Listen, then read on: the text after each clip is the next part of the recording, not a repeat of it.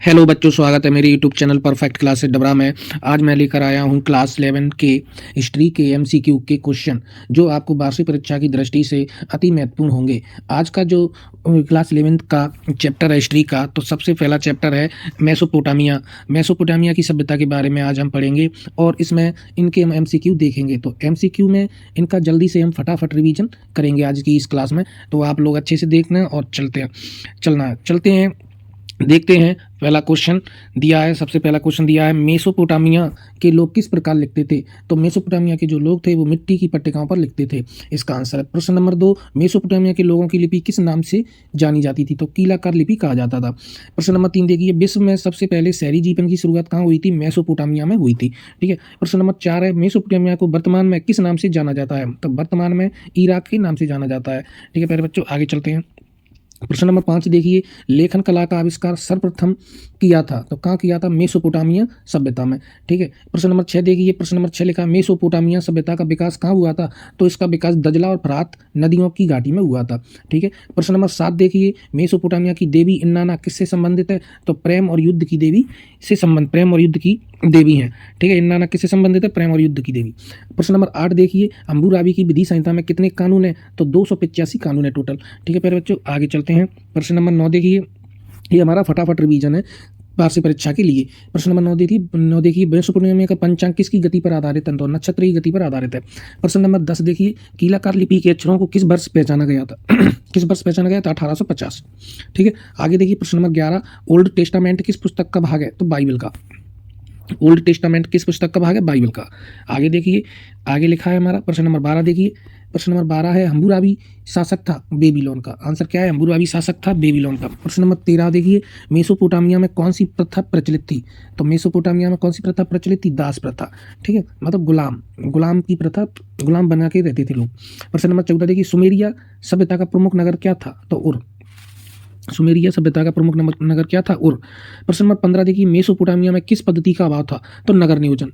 Mesopotamia में नगर नियोजन पद्धति का अभाव था। ठीक है, आगे चलते हैं। प्रश्न नंबर 16 में देखिए, प्रश्न नंबर 16 दिया, कुम्हार की नाक का सर्वप्रथम प्रयोग कहाँ हुआ था। तो मेसोपोटामिया में। कुम्हार की नाक का सर्वप्रथम प्रयोग कहाँ हुआ था। मेसोपोटामिया। प्रश्न नंबर 17 देखिए, मेसोपोटामिया में किस परिवार को आदर्श माना जाता है। तो एकल परिवार को। मेसोपोटामिया में किस परिवार का आदर्श माना जाता है। एकल परिवार को। प्रश्न नंबर 18 देखिए, राजा जिम्रीलिम का महल कहाँ था। तो कहाँ था। मारी। ठीक है। प्रश्न नंबर 19 देखिए, मारी के राजा किस समुदाय के थे। एमोराइट। ठीक है, आगे देखते हैं। जिगुरात का संबंध किस सभ्यता से है। तो ये लिखा है मेसोपोटामिया की सभ्यता। ये शायद मेसोपोटामिया नहीं है, यहाँ पे सुमेरिया की सभ्यता लिखा है। किसकी सभ्यता से संबंधित। सुमेरिया की सभ्यता से। ठीक है फिर जो सुमेरिया की सभ्यता से। अब आगे चलते हैं। प्रश्न नंबर 21 देखिए, मेसोपोटामिया की किसकी पूजा होती थी। तो सूर्य भगवान। मेसोपोटामिया किसकी पूजा होती। सूर्य की।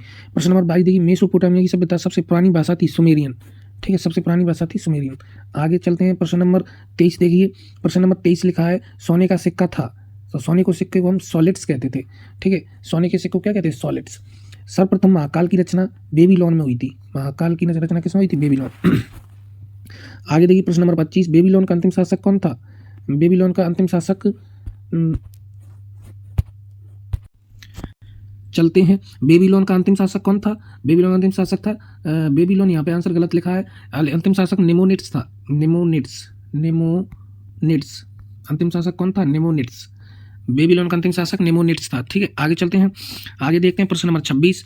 प्रश्न नंबर 26 देखिए, मेसोपोटामिया की खुदाई में सबसे पहले ज्ञात मंदिर कौन सा था। एक छोटा सा देवालय। इसका आंसर है एक छोटा सा देवालय। पत्थर का ऐसा शिलालेख जिस पर अभिलेख उत्तीर्ण किए जाए उसको क्या कहते थे। स्टील कहा जाता था। पत्थर का ऐसा शिलालेख जिस पर अभिलेख लिखे जाते थे उसको स्टील कहते थे। प्रश्न नंबर 28 देखिए, मेसोपोटामिया की सभ्यता विश्व की सबसे बड़ी देन क्या है। तो सबसे बड़ी देन है कालगणना और गणित की विद्वता पूर्वक परंपरा। यहाँ पे परंपरा है सबसे, मतलब जो इसकी मतलब सबसे बड़ी देन है कालगणना।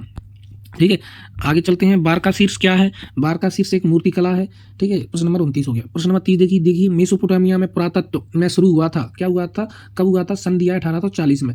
ठीक है, मेसोपोटामिया के हथियार बने होते थे। तो किसके बने होते थे। कांस्य।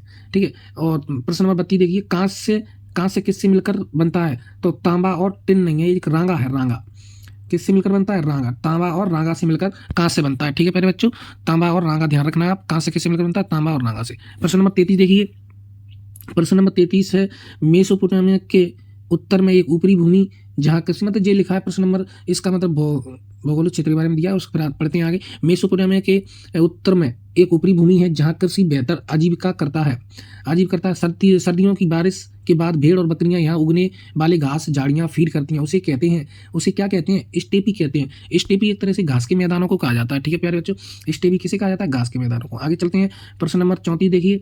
प्रश्न नंबर 34 में लिखा है किसका विभाजन शहरी जीवन का प्रतीक है? तो किसका? श्रम विभाजन। ठीक है। प्रश्न नंबर 35 देखिए। मेसोपोटामिया में परिवहन का सबसे सस्ता तरीका कौन था? पानी, मतलब जो सस्ता जल मतलब समुद्र वगैरह रास्ते, नदियों के रास्ते से आना जाना बहुत सस्ता सरल तरीका था उस समय। प्रश्न नंबर 36 देखिए। सुमेरियन के बाद किस भाषा का प्रयोग हुआ था? तो अक्कादियन भाषा का। ठीक है। प्रश्न नंबर 37 देखिए। उरुक के शुरुआती शासक थे एन मरकर। उरुक के शुरुआती शासक थे एन मरकर। ठीक है। आगे चलते हैं। प्रश्न नंबर 38 देखिए। प्रश्न नंबर 30 में लिखा है क्यूनीफॉर्म किस भाषा का शब्द है? तो लाटनी भाषा का शब्द है। क्यूनीफॉर्म किस भाषा का शब्द है? लाटनी। प्रश्न नंबर 39 देखिए। चंद्रमा के देवता कौन थे? तो उर। चंद्रमा के देवता थे उर। प्रश्न नंबर 40 स्टेपी के देवता कौन थे? ड्रैगन। चंद्रमा के देवता उर और स्टेपी देवता ड्रैगन। आगे चलते हैं। प्रश्न नंबर 41 देखिए। प्रश्न नंबर 41 में लिखा है मारी में अधिकांश क्षेत्र का उपयोग किया जाता था। तो मारी में अधिकांश क्षेत्र का उपयोग किया जाता बकरी और भेड़ चराने में। ठीक है। बकरी और भेड़ वगैरह चलाते थे उसमें। प्रश्न नंबर 42 देखिए। मारी में किसके बीच संघर्ष हुआ था? तो किसान और चरवाहों के बीच संघर्ष हुआ था। जो मतलब किसान थे और जो भेड़ बकरी मतलब चराने वाले लोग थे उनके बीच संघर्ष हुआ था। ठीक है। आगे प्रश्न नंबर 43 देखिए। गिलगमेश कौन था? तो एक शासक था। प्रश्न नंबर 44 देखिए। 625 ईसा पूर्व में बेबीलोनिया को असीरियन वर्चस्व से मुक्त कराया था। किसने कराया था? नाबोपोला ने। किसने मुक्त कराया था? नाबोपोला ने। प्रश्न नंबर 45 देखिए। सिकंदर ने बेबीलोनिया पर विजय प्राप्त की थी। वो तो बेबीलोनिया मतलब बेबीलोन की बात हो रही है। तो ये 331 ईसा पूर्व में बेबीलोन पर विजय प्राप्त की थी सिकंदर ने 331 ईसा पूर्व में। आगे चलते हैं। प्रश्न नंबर 46 देखिए। बेबीलोनिया के अंतिम राजा कौन थे? तो अशुरबनीपाता अंतिम राजा थे, अशुरबनीपाता। प्रश्न नंबर 47 देखिए। जिगुरात से आप क्या समझते हैं? तो पुरानी पट्टिका पर जो लिख लिखे जाते हैं जिगुरात से क्या जाता है। प्रश्न नंबर 48 देखिए। रोमन साम्राज्य के अंतर्गत क्षेत्र आता था। तो देखो रोमन साम्राज्य के अंतर्गत क्षेत्र आता था यूरोप में पश्चिमी और एशिया का क्षेत्र और उत्तरी अफ्रीका का क्षेत्र शामिल था। ठीक है। रोमन साम्राज्य में पेपाइरस क्या था? पेपाइरस एक पौधा था। ठीक है प्यारे बच्चों, ये हमारी परीक्षा की दृष्टि से फटाफट रिवीजन कर रहे हैं हम। ठीक है प्यारे बच्चों, आगे चलते हैं। पांडुलिपि से क्या आशय है? तो पांडुलिपि को कहते हैं हाथ से लिखी गई पुस्तक को हम पांडुलिपि कहते हैं। ठीक है। हाथ से लिखी गई पुस्तक को क्या कहते हैं? पांडुलिपि। आगे चलते हैं। प्रश्न नंबर 51 में दिया है हमारा। प्रश्न नंबर 51 दिया है रोम और कहाँ के लोग आपस में प्रतिद्वंदी थे? ये आपस में लड़ते रहते थे। तो कहाँ के? रोम और ईरान के लोग आपस में प्रतिद्वंदी थे। प्रश्न नंबर 52 देखिए। रोम साम्राज्य का हृदय कहा जाता है? तो ये वेरी मोस्ट है। रोम साम्राज्य का हृदय भूमध्य सागर को कहा जाता है। ठीक है। आगे चलते हैं। प्रश्न नंबर 53 दिया है हमारा। प्रश्न नंबर 53 देखिए। प्रथम सम्राट ऑगस्टस ने 27 ईसा पूर्व में जो राज्य स्थापित किया था उसे क्या कहा जाता था? तो फिर उसको कहा जाता प्रिंसिपेट। ठीक है। प्रश्न नंबर 54 देखिए। सेनेट रोम में एक संस्था थी जिसने वर्ग को शामिल किया था। किसने शामिल किया था? किस वर्ग को शामिल किया था? तो उसमें देखो कुलीन, अभिजात और जमींदार। ये हमारी एक सेनेट रोम में एक संस्था थी, तो उसमें कुलीन वर्ग और अभिजात वर्ग और जमींदार वर्ग को शामिल किया जाता। प्रश्न नंबर 55 देखिए। दिनारिस क्या था? एक चांदी का सिक्का था। प्रश्न नंबर 56 देखिए। किस सम्राट ने सेनेटर की सेना में सेवा करने पर पाबंदी लगा दी थी? तो गैलिनस ने। ठीक है। प्रश्न नंबर 57 देखिए। रोमन साम्राज्य के 3 मुख्य खिलाड़ी जो राजनीतिक इतिहास से संबंधित थे। तो 3 मुख्य खिलाड़ी कौन से? सम्राट, अभिजात और सेना। ठीक है जी, हमारे राजनीतिक इतिहास से संबंधित है। प्रश्न नंबर 58। ईरान में ससानी वंश या उसको आक्रामक वंश कब उभर कर सामने आया? तो 225 ईस्वी में। ठीक है। प्रश्न नंबर 59 देखिए। रोमन साम्राज्य की आधुनिक विशेषता क्या थी? एकल परिवार। देखो रोमन साम्राज्य की भी थी और मेसोपोटामिया सभ्यता में भी एकल परिवार था। ठीक है, ध्यान करना। प्रश्न नंबर 60 देखिए। एम्फोरा किससे संबंधित है? मटके और कंटेनर से। एम्फोरा मटके या कंटेनर से संबंधित है। सिकंदर यूनान के किस राज्य के शासक थे? मकदूनिया का शासक था सिकंदर। प्रश्न नंबर 62 देखिए। ईसाई धर्म रोमन साम्राज्य का राजकीय धर्म कब बना था? तो 4वीं शताब्दी में। ठीक है। प्रश्न नंबर 63 देखिए। ईसाई धर्म को रोमन साम्राज्य में आधिकारिक धर्म किस सम्राट ने बनाया था? तो कॉन्स्टेंटाइन ने। ठीक है। आगे चलते हैं। प्रश्न नंबर 64 देखिए। रोमन शहरी जीवन में स्पेक्टुला नामक मनोरंजन शो वर्ष कम से कम कितने वर्ष का होता था? तो कितने दिन का होता था? तो 176 दिन का होता था। ठीक है। रोम शहरी स्पेक्टुलर नाम मनोरंजन एक शो होता था, वो 176 दिन चलता था। ठीक है। प्रश्न नंबर 65 देखिए। चांदी का सिक्का दिनारियस कितने वजन का होता था? मतलब कितने ग्राम का होता था? तो 4.5 ग्राम का। ठीक है। प्रश्न नंबर 66 देखिए। स्पेन किसके व्यापार के लिए प्रसिद्ध था? तो स्पेन जैतून के तेल के लिए प्रसिद्ध था। प्रश्न नंबर 67 देखिए। रोमन रोमन साम्राज्य नहीं फैला था, तो रोमन साम्राज्य आंसर लिखा है अमेरिका, तो अमेरिका में रोमन साम्राज्य नहीं फैला था। ठीक है, प्रश्न नंबर 68 देखिए, भूमध्य सागर में पश्चिम में स्पेन में लेकर पूर्व में कहाँ तक फैला हुआ था, तो सीरिया तक फैला था। कहाँ तक फैला था? भूमध्य सागर के पश्चिम में स्पेन से लेकर सीरिया तक फैला था। ठीक है, प्रश्न नंबर 69 देखिए, रोम साम्राज्य की सीमा का निर्धारण दो महान नदियां कौन सी थी? दजला फ्रात तो मेसोपोटामिया की थी, लेकिन रोम साम्राज्य की बात कर रहे हैं तो राइन और डैन्यूब थी। ठीक है प्यारे बच्चों, आगे चलते हैं। प्रश्न नंबर 70 देखिए, रोम साम्राज्य की दक्षिणी सीमा किस रेगिस्तान तक फैली थी? तो सहारा रेगिस्तान तक फैली थी। ठीक है, प्रश्न नंबर 71 देखिए, ता चीन का क्या अर्थ है? तो चीन के पश्चिमी भाग को ताचीन कहा जाता है। प्रश्न नंबर 72 देखिए, रोम साम्राज्य के काल का निर्धारण किस शताब्दी द्वारा किया जाता है? तो कौन सी शताब्दी द्वारा किया गया था? तीसरी। इसमें आंसर इसको आप बता देना प्यारे बच्चों कमेंट में क्या लिखा है इसका, इसमें आंसर मैं लिख नहीं पाया हूँ। ठीक है, आगे देखो प्रश्न नंबर 73, प्रिंसिपेट लातिनी शब्द जिसका अर्थ क्या है? प्रमुख नागरिक। लातिनी शब्द का प्रमुख नागरिक, जो मुख्य नागरिक होते थे उनको प्रिंसिपेट लातिनी शब्द में जिसका अर्थ प्रमुख नागरिक। प्रश्न नंबर 74 देखिए, रोमन साम्राज्य में सबसे बुरा सम्राट कहा जाता था जो सेनेट के सदस्यों के प्रति व्यवहार रखता था। तो कैसा व्यवहार रखता था? शत्रुतापूर्ण रखता था। बलात् भर्ती करने वाली सेना कहाँ थी? फारस की। बलात् की भर्ती कौन सी सेना करती थी? फारस की।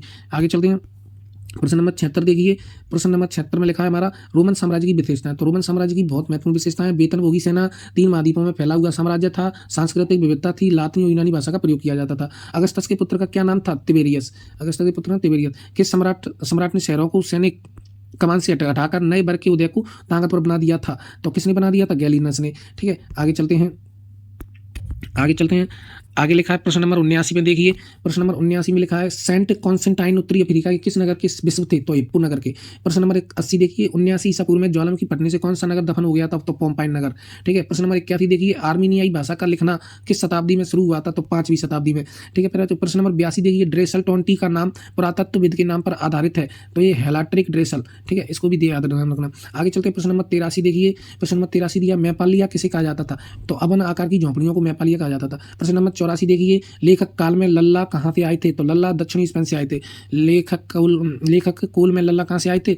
दक्षिणी स्पेन से। ठीक है, इसको ध्यान रखो। प्रश्न नंबर 85 देखिए, फ्रैंकिसेंस क्या था? एक यूरोपीय नाम जो वास्तव में सुगंधित तराल या इसका प्रयोग धूप अगरबत्ती बनाने में किया जाता था। ठीक है, एक तरह से सुगंधित पौधा था मेरे हिसाब से, तो फ्रैंकिसेंस कहा जाता था उसे, जिसका उपयोग अगरबत्ती बनाने में करते थे। प्रश्न नंबर 86 देखिए, प्रश्न नंबर 86 में लिखा है हमारा 66 ईस्वी में जिसमें जनता का समर्थन प्राप्त करने के लिए साहूकार के ऋण पत्र को नष्ट कर दिए थे, तो वो यहूदी क्रांति में हो गए थे ये सब। प्रश्न नंबर 87 देखिए, उमली ओरस क्या है? उमली ओरस एक निम्नतर वर्ग है। उमली ओरस क्या था? एक निम्नतर वर्ग था। प्रश्न नंबर 88 देखिए, सॉलिड्स नामक सिक्के किसके शासन के समय प्रचलन में आए थे? तो कॉन्स्टेंटाइन के। ठीक है, प्रश्न नंबर 89 देखिए, यूनान और रोम वासियों की पारंपरिक धार्मिक संस्कृति क्या थी? तो बहुदेववादी। ठीक है, प्रश्न नंबर 90 देखिए, उसमें लिखा है प्राचीन विश्व इतिहास की सबसे बड़ी राजनीतिक क्रांति किसे कहा जाता है? तो इस्लाम का विस्तार, यही सबसे बड़ी विश्व की क्रांति कहा जाता है। तो आज के जो फटाफट रिवीजन है इतने ही है हमारे, ये हमारी 2 सभ्यता निपटे इसमें हमने खत्म कर दी है, मेसोपोटामिया की सभ्यता और रोमन साम्राज्य की सभ्यता। तो आज हमने इनके MCQ देखे और फटाफट रिवीजन किया है। तो प्यारे बच्चों, आपको वार्षिक परीक्षा की दृष्टि से इन्हीं प्रश्नों को आप एक बार अवश्य पढ़ के जाएं, तो आपका जो वार्षिक परीक्षा में इन्हीं प्रश्नों में से आपको 2 नंबर के भी देखने को मिलेंगे और इसमें से आपके MCQ भी हो जाएंगे। ठीक है प्यारे बच्चों, तो आप अच्छे से इस वीडियो को देख लेना, और आप वीडियो अच्छी लगे तो वीडियो को शेयर और कमेंट और सब्सक्राइब हमारे चैनल को भी कर सकते हैं। ठीक है प्यारे बच्चों, आज के लिए बस इतना ही। जय हिंद।